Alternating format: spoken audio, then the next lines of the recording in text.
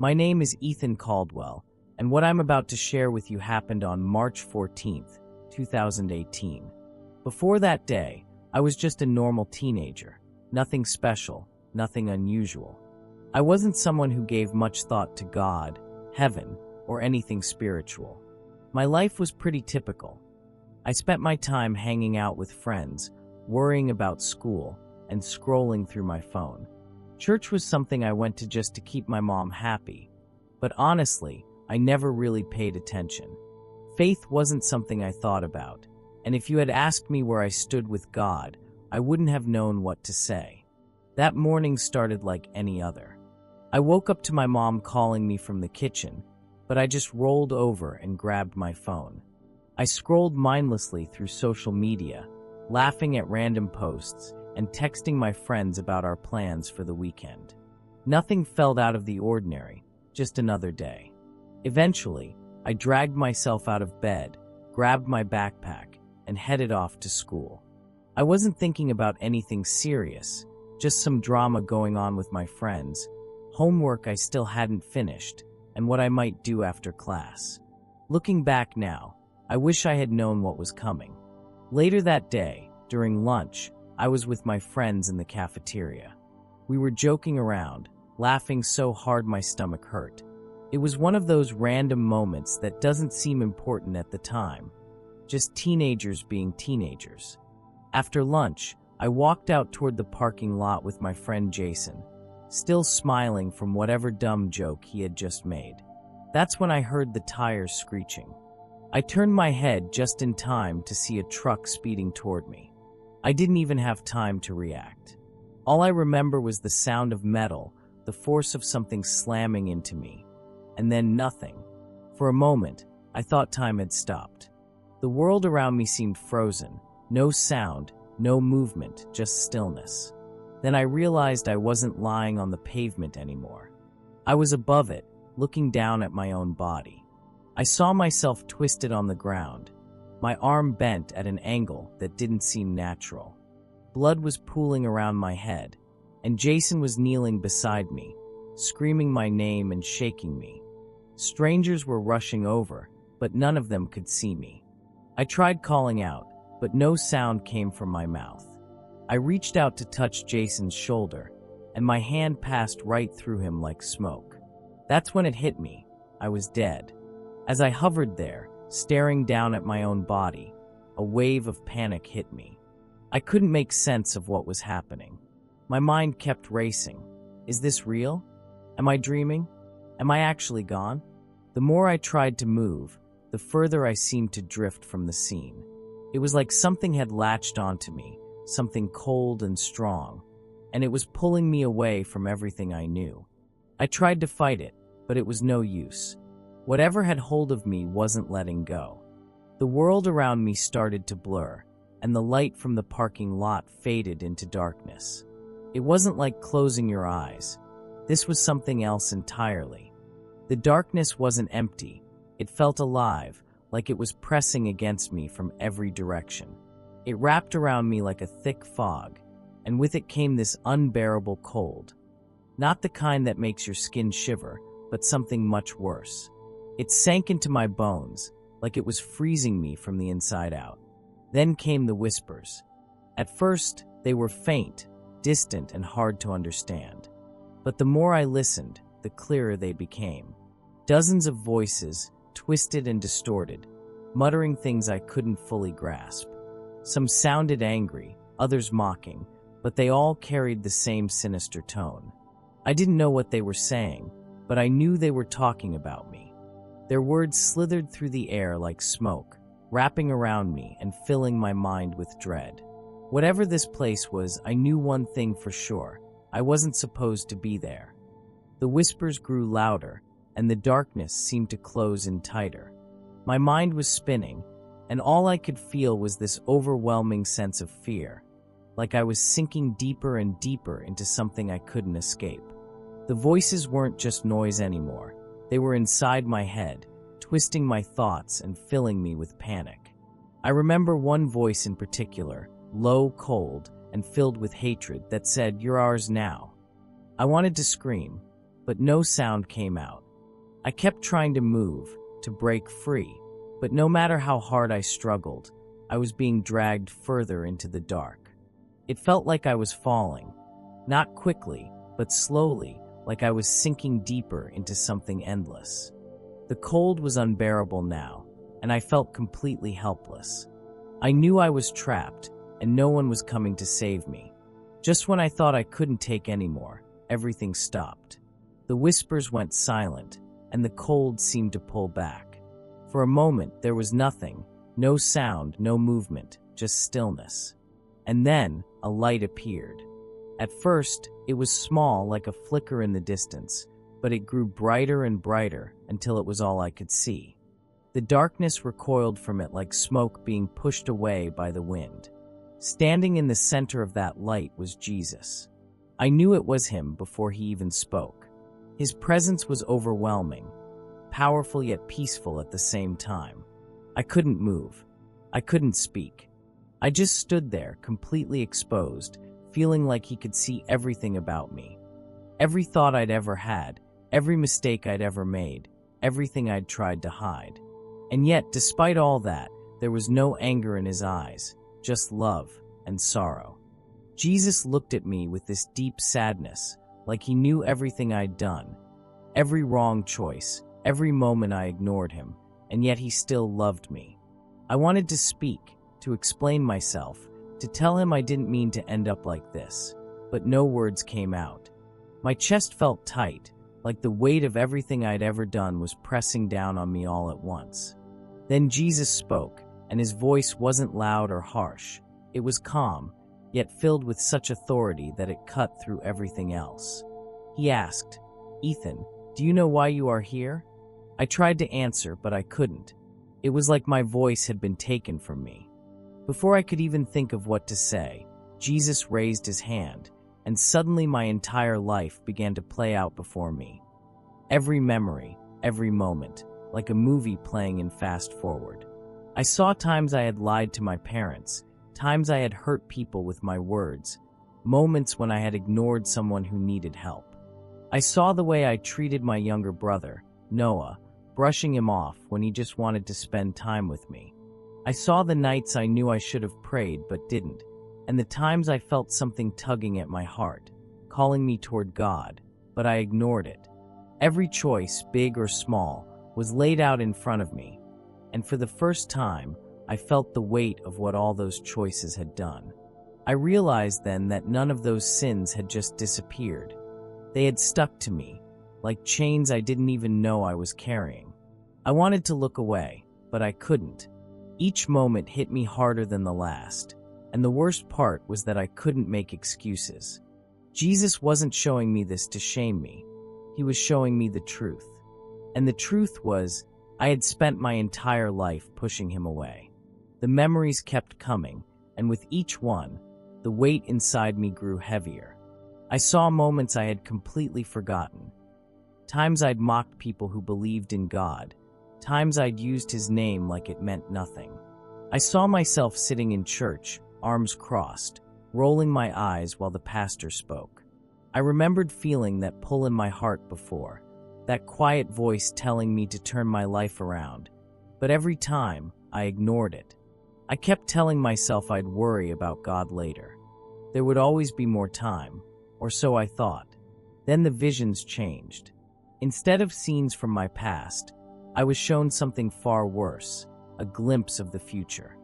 I saw the world in chaos, cities burning, earthquakes tearing the ground apart, and storms swallowing entire streets. People were running in panic, screaming for help, but no one was coming. I could see faces twisted with fear and hopelessness, and then I noticed something even darker moving among them. Twisted figures, shadowy, demonic beings, were weaving through the crowds. They whispered lies into people's ears, feeding their fear, their anger, and their pain. I watched as people gave in to those whispers, blindly following those dark figures deeper into the destruction. They weren't being forced, they were choosing to follow. Some of them looked completely unaware of where they were being led, while others seemed to know, and didn't care. The darkness swallowed them whole, and no one seemed to notice. I turned to Jesus, desperate for answers. "Why are you showing me this?" I asked, my voice shaking. Jesus looked at me with sorrow in his eyes and said, "This is what is coming."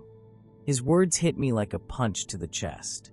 This wasn't just a warning for me, it was a warning for everyone. I felt my stomach sink as I realized how many people were walking straight into that darkness without even realizing it. People like me, people who believed they had all the time in the world to turn to God. But time was running out.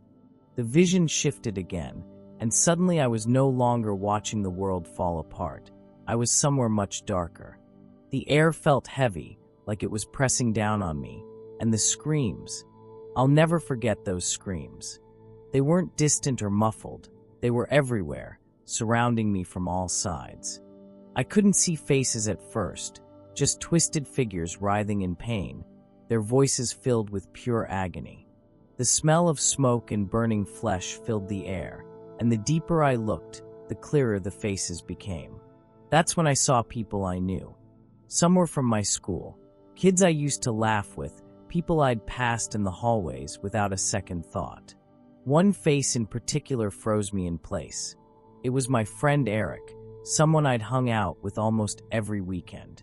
His face was twisted in pain, his eyes locked onto mine, filled with fear and regret. "Ethan, help me," he screamed. His voice was desperate, terrified. His hands reached out toward me like he was drowning, like he was begging me to pull him out. I tried to grab him, I swear I did, but the moment I reached out, something cold and powerful wrapped around my wrist and yanked me back. I turned and saw Jesus standing there, his face full of sadness. "You can't help them now," he said softly. I didn't understand. I couldn't understand. I kept begging, "Please, let me help him. Let me bring him out of this." But Jesus shook his head. "They chose this," he said, his voice heavy with sorrow. Those words broke me. I couldn't believe it.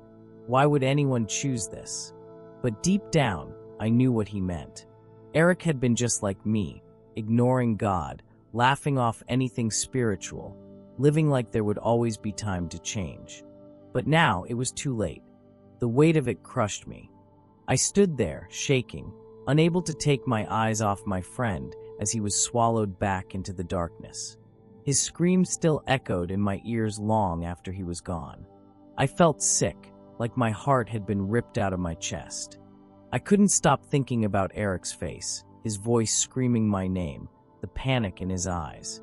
I kept asking myself, why didn't I say something? Why didn't I tell him the truth when I had the chance? But now I couldn't, no one could. Then Jesus spoke again, his voice firm but gentle.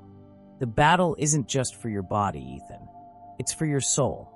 As he said those words, the ground beneath us shifted, and suddenly I was standing in a new place. A vast, open space surrounded by shadowy figures. These weren't just lost souls, they were something else. They were demons. Dark, twisted shapes with hollow, glowing red eyes. They stood at the edge of the light that surrounded Jesus and me, pacing back and forth like animals waiting to pounce. I could feel their eyes locked on me, and somehow I knew what they were thinking. They believed I belonged to them. They grinned, their jagged faces curling into sick smiles as they whispered to me. Their voices were sharp and cold, filling my head with doubt and fear. "You think he'll keep you forever?" one of them sneered. "You're one of us, you always have been." Another hissed, "We'll have you back soon." I turned to Jesus, terrified. "Why are they saying that?" I asked. "Why do they think I belong to them?" Jesus' face was full of sadness as he answered, "Because every time you chose sin, you gave them power over you. Every time you ignored me, they came closer. Every time you pushed me away, they claimed a part of you." I felt my heart sink. I had always thought sin was no big deal, just little mistakes that didn't really matter. But now I saw the truth. Every one of those moments had given darkness a foothold in my life. The demons knew that, and they had been waiting for me all along. Some of them began laughing, low, cruel laughter that seemed to crawl inside my mind. But then Jesus lifted his hand, and in an instant, those demons shrieked and stumbled back into the shadows like they had been burned. The power he had over them was undeniable, but even then I knew they were still waiting, still watching. Before I could even catch my breath, everything shifted again. The darkness faded, and suddenly I was standing before something incredible, the gates of heaven. They stretched endlessly in both directions, massive and glowing with a golden light, so pure it felt alive. The warmth radiating from those gates was unlike anything I'd ever felt, peaceful, powerful, and overwhelming all at once. It wasn't just a place, it felt like home. For a moment, I forgot everything, the fear, the darkness, even the demons. All I could think about was how badly I wanted to step through those gates.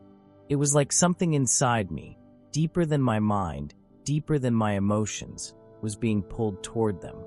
I knew that if I could just get inside, I would finally be safe. But then I saw something else, something that froze me where I stood. On the other side of those gates, people were being turned away. They weren't being forced back. They were being pulled away by some unseen force. I watched as some clawed at the ground, screaming and begging to be let inside, but the gates didn't open. I heard their cries, desperate, terrified cries, as they were dragged into the shadows. I turned to Jesus, my voice shaking. Why aren't they being let in? They're calling your name. They're praying. Why can't they go inside? Jesus' face was full of sorrow as he answered, because they never truly knew me. His words hit me like a punch to the chest. I watched as more and more people were pulled away. Some of them people I recognized. They had gone to church. They had prayed. Some had even talked about Jesus, but they had never given their hearts to him. Their faith had been shallow, just words without surrender. I couldn't believe it. These weren't people I thought of as evil or lost. Some of them seemed good, but now I saw the truth. Believing in Jesus isn't enough if your heart isn't fully his. Then Jesus said something I'll never forget. Many use my name, but few truly follow me. The weight of those words crushed me. I realized how many people I knew, were convinced they were safe, but they weren't. They had spent their lives going through the motions, thinking they had time to get serious about God. But now, their time was gone. I stood there in shock, watching those souls being dragged away, their cries echoing in my ears. Some of them had been so confident they were saved, yet now they were pleading for mercy, begging for just one more chance. I kept thinking, how could this happen? How could they be so sure they were safe, only to end up here? Then Jesus raised his hand, and before me appeared a massive, glowing book, the Book of Life. Its pages seemed endless, and each one was covered in names that radiated with a warm, heavenly glow.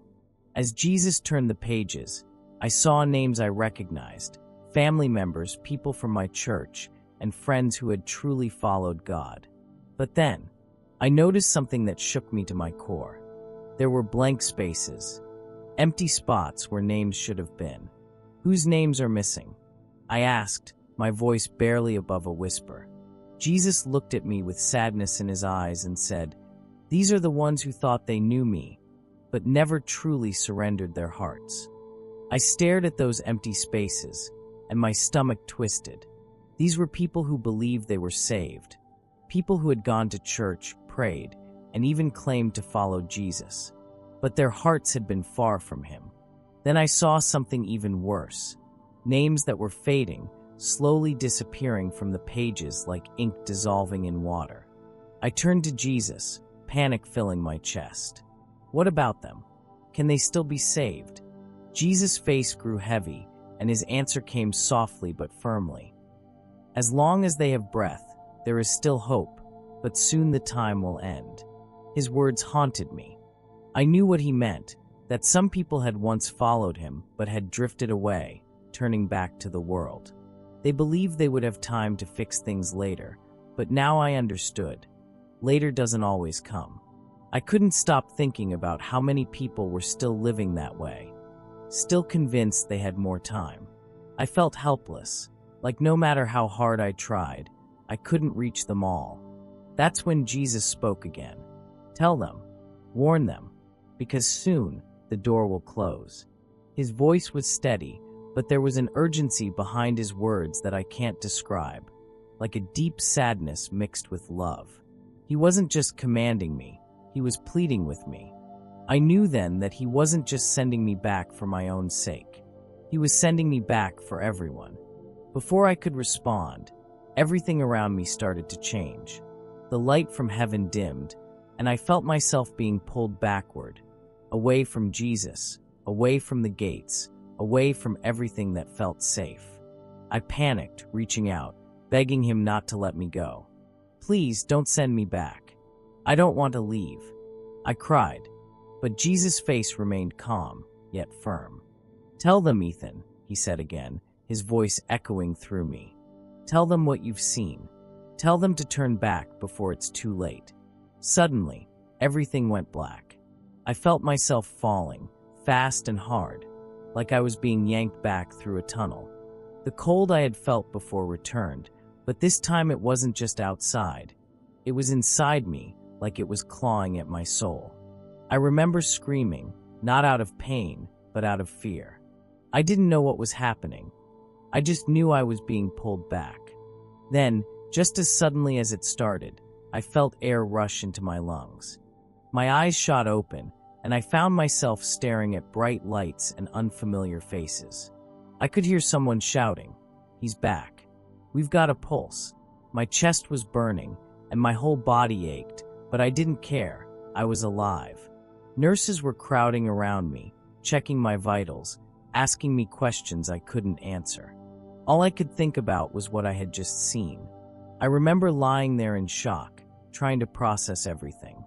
Part of me wondered if it had all been a dream, some hallucination from the accident, but deep down, I knew it wasn't. What I saw was real. The screams, the faces, the book of life, all of it had happened.